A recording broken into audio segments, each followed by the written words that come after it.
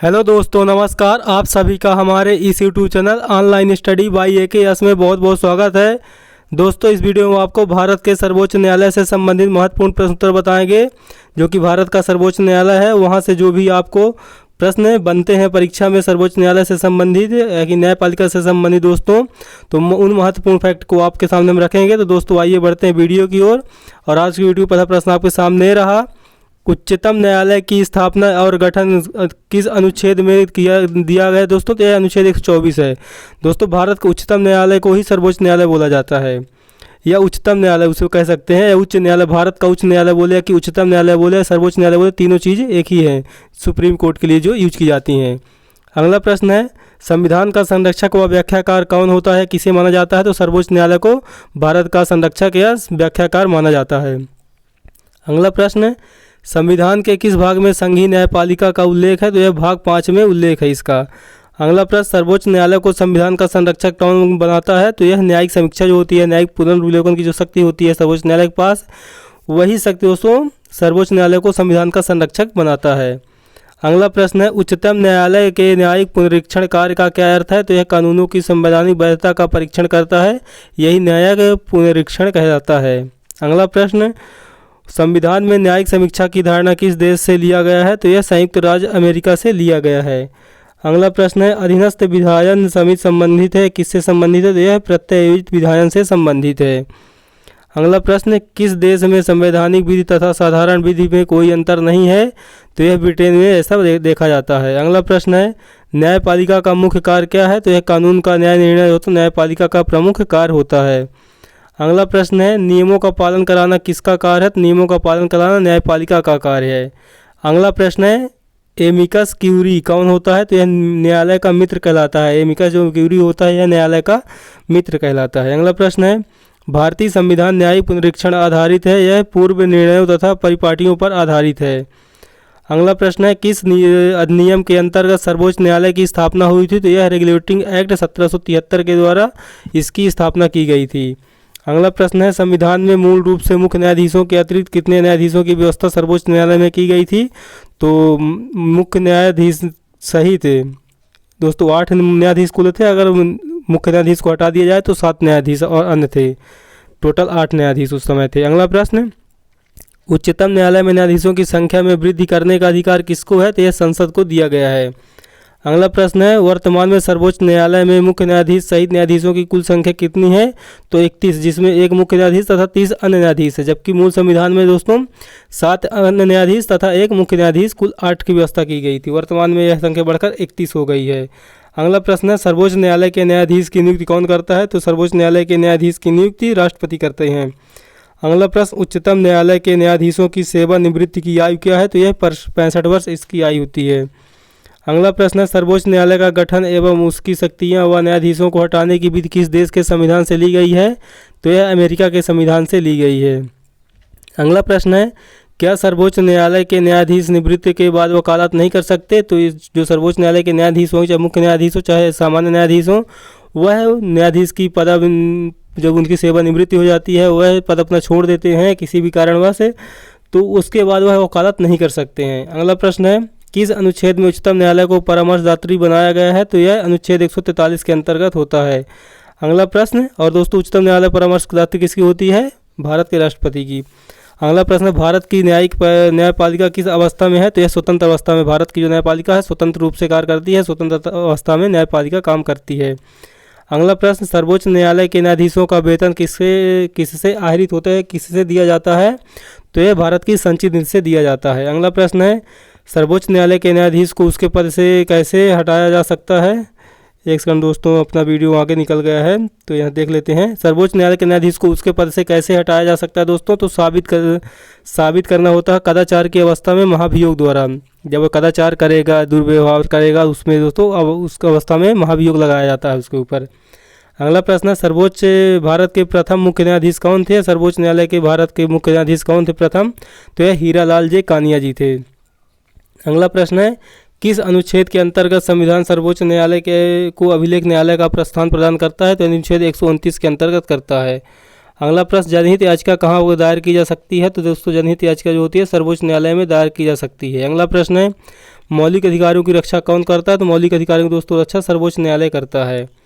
अगला प्रश्न है, सर्वोच्च न्यायालय का न्यायाधीश कौन हो सकता है? तो जिसने कम से कम 10 वर्ष उच्च न्यायालय में वकालत की हो या वह 5 वर्ष किसी उच्च न्यायालय में न्यायाधीश रहा हो, वही सर्वोच्च न्यायालय का न्यायाधीश हो सकता है। अगला प्रश्न है, सर्वोच्च न्यायालय ने संविधान की आधारभूत संरचना की घोषणा किस मामले में की थी? तो यह केशवानंद बनाम भारती विवाद में की थी। अगला प्रश्न है, सर्वोच्च न्यायालय की प्रथम महिला न्यायाधीश कौन थी? तो मीरा साहिब फातिमा बीबी ने ये दोस्तों सर्वोच्च न्यायालय की प्रथम महिला न्यायाधीश रहीं। लेकिन दोस्तों अब तक सर्वोच्च न्यायालय की कोई महिला मुख्य न्यायाधीश अभी तक कोई नहीं रही हैं। अगला प्रश्न, सर्वाधिक समय तक सर्वोच्च न्यायालय में मुख्य न्यायाधीश के पद पर रहने वाले व्यक्ति कौन हैं? तो ये वाई.वी. चंद्रचूड़ हैं। अगला प्रश्न है, भारत के उच्चतम न्यायालय के पास किस तरह के अधिकार क्षेत्र होते हैं? तो इसमें मूल, अपीली और परामर्शदायी अधिकार क्षेत्र होते हैं। 3 प्रकार के क्षेत्र पाए जाते हैं। अगला प्रश्न, उच्चतम व उच्च न्यायालय के न्यायाधीशों को कौन हटा सकता है? तो इन्हें राष्ट्रपति हटा सकते हैं। अगला प्रश्न है, कौन सी व्यवस्था विधि द्वारा शासन सिद्धांत के विपरीत है? तो यह विशेषाधिकार एवं सुरक्षा इसके विपरीत मानी जाती है। अगला प्रश्न है, भारतीय नागरिकों की तरह विदेशियों को कौन सा अधिकार प्राप्त है? तो यह विधिक अधिकार प्राप्त है। अगला प्रश्न, न्यायपालिका द्वारा बनाए गए कानून को क्या कहते हैं? तो यही से न्यायिक निर्णय कहते हैं। अगला प्रश्न है, संविधान के अंतर्गत बंदी प्रत्यक्षीकरण समादेश जारी करने का अधिकार किसको है? तो यह उच्च न्यायालय तथा उच्चतम न्यायालय दोनों को प्राप्त है।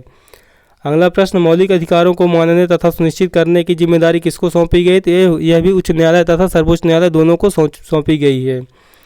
अगला प्रश्न है, राष्ट्रपति के निर्वाचन में विवाद के मामले को कहाँ प्रस्तुत किया जा सकता है दोस्तों? तो यह भारत के उच्च न्यायालय में यानी सर्वोच्च न्यायालय में प्रस्तुत किया जाता है। अगला प्रश्न है, भारत का उच्चतम न्यायालय कानून तथा या तथ्य के मामले में राष्ट्रपति को कब परामर्श देता है? तो तभी परामर्श देगा जब राष्ट्रपति ऐसे परामर्श के लिए कहते हैं। अगला प्रश्न है, संविधान के अस्तित्व में आने से पहले कौन सी प्रीवी काउंसिल के रूप में काम कर रहा था दोस्तों? तो यह उच्चतम न्यायालय काम कर रहा था। अगला प्रश्न है, प्रशासनिक न्यायाधिकरण के निर्णय से असंतुष्ट लोक सेवक कहाँ अपील कर सकता है? तो यह सर्वोच्च न्यायालय में जाकर अपील करते हैं। अगला प्रश्न है, उच्चतम न्यायालय के अधिकार क्षेत्र को बढ़ाने का अधिकार किसके पास है? तो यह संसद के पास है, जो भारतीय संसद है इसके पास है, पार्लियामेंट के पास। अगला प्रश्न, राज्यों में उच्च न्यायालय सीधे किसके अधिकार क्षेत्र में आते हैं? तो यह उच्चतम न्यायालय के अधिकार क्षेत्र में आते हैं। अगला प्रश्न है, केंद्र व राज्य के बीच होने वाले विवादों का निर्णय करने की भारत उच्चतम न्यायालय की शक्ति कहाँ से आती है? तो इसकी मूल अधिकारिता के अंतर्गत वर्णन है इसका। अगला प्रश्न, न्यायाधीश पर दुर्व्यवहार, अक्षमता, साबित कदाचार का दोष सिद्ध होने पर क्या प्रक्रिया अपनाई जाती है? तो महाभियोग प्रक्रिया अपनाई जाती है इन पर, न्यायाधीश के ऊपर। अगला प्रश्न है, किस अनुच्छेद के अनुसार न्यायाधीशों के वेतन भत्ते की व्यवस्था की गई? तो यह अनुच्छेद 125 में वर्णन किया गया है। अगला प्रश्न है, किस अनुच्छेद के अनुसार आपातकाल के दौरान राष्ट्रपति न्यायाधीशों के वेतन भत्तों में कमी कर सकते हैं? तो यह अनुच्छेद 360 4 ख के अंतर्गत कर सकते हैं। अगला प्रश्न है, किस अनुच्छेद के अनुसार उच्चतम न्यायालय को अभिलेख न्यायालय का दर्जा दिया गया है? तो अनुच्छेद 129 के तहत है। अगला प्रश्न, तदर्थ न्यायाधीश की नियुक्ति कौन करता है? तो भारत का मुख्य न्यायाधीश तदर्थ न्यायाधीश की नियुक्ति करते हैं। अगला प्रश्न है, भारत का अंतिम अपीली अधिकरण कौन है? तो यह उच्चतम न्यायालय है। अगला प्रश्न है, किस अनुच्छेद में विनिर्दिष्ट मामलों में उच्चतम न्यायालय की अधिकारिता अपील की जा सकती है? तो इसका अनुच्छेद है 134 1 का ख। अगला प्रश्न है, किस अनुच्छेद के अंतर्गत वैधानिक मामलों में उच्चतम न्यायालय को विशेष अधिकार प्राप्त है? तो यह अनुच्छेद 132 है। अगला प्रश्न है, किस अनुच्छेद के अंतर्गत उच्चतम न्यायालय को दीवानी मामलों में विशेष अधिकार प्राप्त हैं? तो यह अनुच्छेद 133 के अंतर्गत है। अगला प्रश्न है, किस अनुच्छेद के अनुसार सलाहकारी अधिकारिता में उच्चतम न्यायालय को विशेष अधिकार प्राप्त होते हैं? तो अनुच्छेद 143 है। अगला प्रश्न है, उच्चतम न्यायालय ने 1994 में किस मुद्दे पर अपनी राय देने से इनकार कर दिया था? तो यह अयोध्या मुद्दा था, उस पर उच्चतम न्यायालय ने न्याय अपील करने से इनकार कर दिया था, नहीं कोई राय नहीं दी थी। अगला प्रश्न है, किस अनुच्छेद में वर्णित दोहरे दंड का अभिप्राय न्यायिक दंड के प्रति है, प्रशासनिक या विभागीय दंड के प्रति नहीं है? तो यह अनुच्छेद 20 के तहत है। अगला प्रश्न है, कौन सा अनुच्छेद संसद को संप्रभु नहीं बनाता है? तो अनुच्छेद 367 संसद को संप्रभु नहीं बनाता, क्योंकि यह संविधान संशोधन का वर्णन इसमें दिया गया है। अगला प्रश्न है, किस अनुच्छेद के अनुसार उच्चतम न्यायालय को अपने पूर्व के निर्णय पर पुनर्विचार करने का अधिकार है? तो यह अनुच्छेद 137 के अंतर्गत है। अगला प्रश्न है, प्रकीर्ण अधिकारिता संविधान के किस अनुच्छेद में वर्णित है? तो यह अनुच्छेद 317 है। अगला प्रश्न है, न्याय प्रतिपादन एवं विधिक सुधारों हेतु राष्ट्रीय मिशन की स्थापना संबंधी प्रस्ताव कब स्वीकृत हुआ है? तो 23 जून 2011 को हुआ है। अगला प्रश्न है, न्याय प्रतिपादन एवं विधिक सुधारों हेतु राष्ट्रीय मिशन की अवधि कितनी थी? तो यह 5 वर्ष थी, जो कि अवधि की थी 2011 से 2016 तक। अगला प्रश्न है, सर्वोच्च न्यायालय द्वारा जन कल्याण हेतु 9वीं सूची की ऐतिहासिक समीक्षा कब की गई? तो यह 11 जनवरी 2007 को की गई थी। अगला प्रश्न है, 9वीं अनुसूची के अंतर्गत वर्तमान में कितने कानून शामिल हैं? तो इसमें 284 कानून शामिल हैं वर्तमान में।